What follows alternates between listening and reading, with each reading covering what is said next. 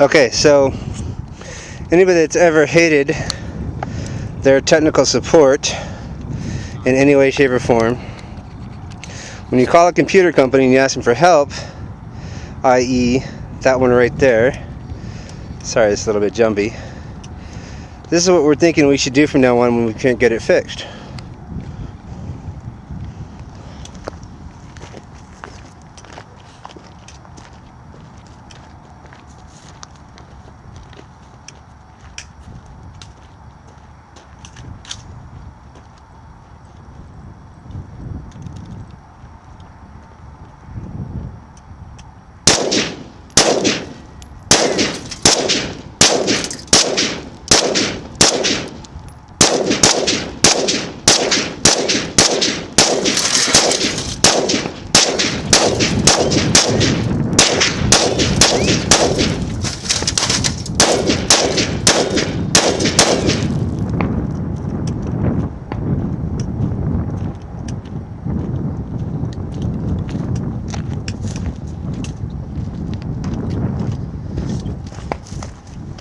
Take that, Dell Support.